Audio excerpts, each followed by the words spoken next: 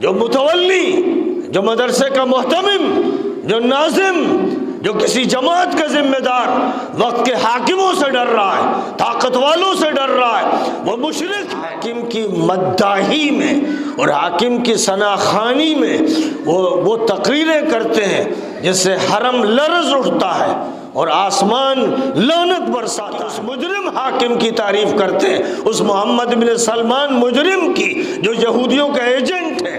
اس کی پہلے امام حرم تھے عادل کلبانی، انہوں نے ابھی ان تفریحات کے حق میں بیان دیا اور خود شرکت کے لیے تیار ہو، غالباً شرکت کی وہ تفریحی مقامات جہاں ڈانس ہو رہا ہے، جہاں رقص و سرود ہو رہا ہے، جہاں عورتیں بے پردہ ہو رہی ہیں۔ مسجد کا جو امام ہے وہ نبی پاک علیہ الصلوۃ والسلام کا ترجمان ہے۔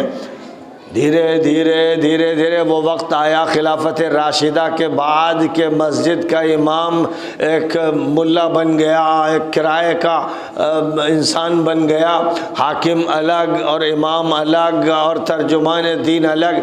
یہ بات کے دور میں ہوا، اور جب یہ ہوا تو ظاہر ہے کہ وہیں سے اسلامی تمدن متاثر ہوا، اسلامی تہذیب متاثر ہوئی، اسلامی علوم متاثر ہوئے۔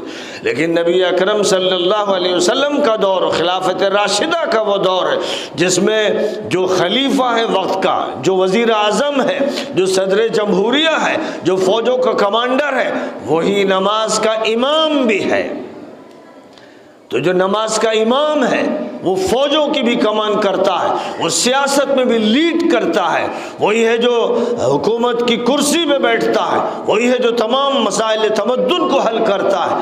یہ مقام تھا امام کا۔ ظاہر ہے کہ آج تو گاؤں کی ایک چھوٹی سی کمیٹی یا گاؤں کا کوئی پردھان یا گاؤں کا کوئی چودھری یا کسی علاقے کا متولی یہ امام کے سر پہ چڑھا رہتا ہے، یہ تو امام کو ڈانٹ دے، جھڑک دے، نکال دے، تنخواہ روک دے۔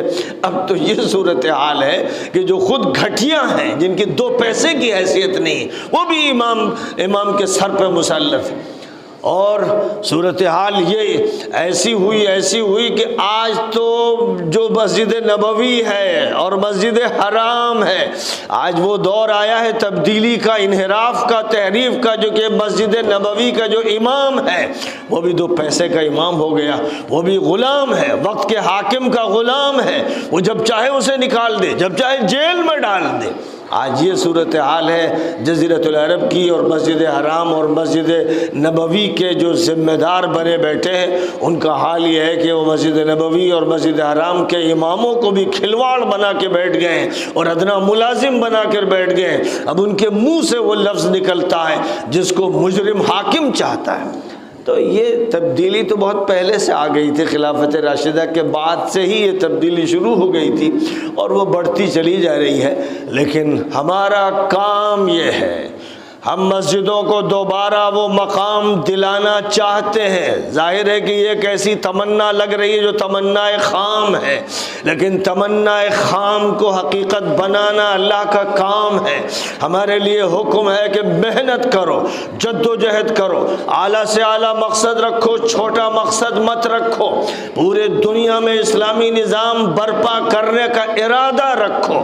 جب تم یہ ارادہ کرو گے تب تمہاری جد و جہد کچھ ہوگی، کچھ قدم آگے بڑھیں گے، اور ایک چھوٹی سی جائیداد، چھوٹی سی ایک عمارت اور چھوٹا سا مدرسہ اور چھوٹا سا مکتب لیے بیٹھو گے اور اسی کی سیادت و قیادت پہ مرو گے تو تم آپس میں اسی پہ جھگڑو گے، جائیدادوں پہ جھگڑو گے، عمارتوں پہ جھگڑو گے، سر پھوڑو گے، مقدمے چلاؤ گے۔ یہ سب ہو رہا ہے، ہوتا رہا ہے۔ لہذا ہمارا جو کام ہے کہ ہم مسجدوں کو مسجد نبوی کے نہج کی طرف لے جانا چاہتے ہیں۔ ہم امام کو رسول پاک علیہ الصلاۃ والسلام کا ترجمان بنانا چاہتے ہیں۔ ہم وقت کے امام کو ابو بکر صدیق اور عمر فاروق اور عثمان ابن عفان اور علی ابن ابی طالب کا ترجمان بنانا چاہتے ہیں۔ ہم ان کا ترجمان بنانا چاہتے ہیں جنہوں نے مسجد کی لاج رکھی، جنہوں نے مسجد کا پیغام بیان کیا۔ اور ظاہر ہے کہ مسجد والے وہ لوگ ہیں جن کا حال یہ انما یعمر مساجد اللہ من آمن باللہ والیوم الآخر واقام الصلاة وآت الزکاة वलम यख्श इल्लल्लाह। मस्जिदों को आबाद वो लोग कर सकते हैं जो नमाज भी कायम करें, ज़कात भी अदा करें, अल्लाह पर ईमान भी रखें और सिवाय अल्लाह के किसी से न डरें।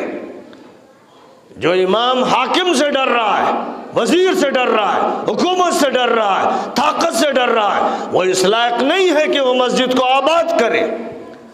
जो मुतवल्ली, जो मदरसे का मोहतमिम, जो नाजिम, जो किसी जमात का जिम्मेदार वक्त के हाकिमों से डर रहा है, ताकत वालों से डर रहा है, वो मुशरिक है, उसका अल्लाह से ताल्लुक नहीं है, वो इस लायक नहीं है कि वो मस्जिद को आबाद करे, वह मस्जिद से बाहर जाए।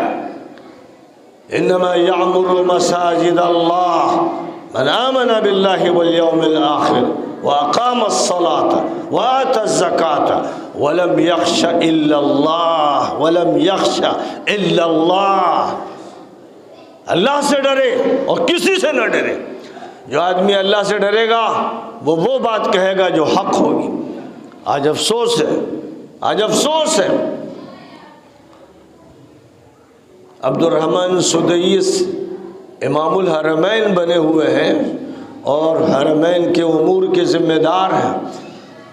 हाकिम की मातहती में, बल्कि हाकिम की मद्दाही में और हाकिम की सनाखानी में वो तकरीरें करते हैं जिससे हरम लर्ज़ उठता है और आसमान लानत बरसाता है। वो उस मुजरिम की हाकिम, उस मुजरिम हाकिम की तारीफ करते हैं, उस मोहम्मद बिन सलमान मुजरिम की जो यहूदियों का एजेंट है उसकी तारीफ करते हैं। और अभी एक इमाम जो मस्जिद हराम के तो नहीं है, कलबानी साहब, एक इमाम जो हुक्काम के इमाम हैं, पहले इमाम हरम थे आदिल कलबानी, उन्होंने अभी उन तफरीहात के हक में बयान दिया और ख़ुद शिरकत के लिए तैयार हो, गालिबन शिरकत की।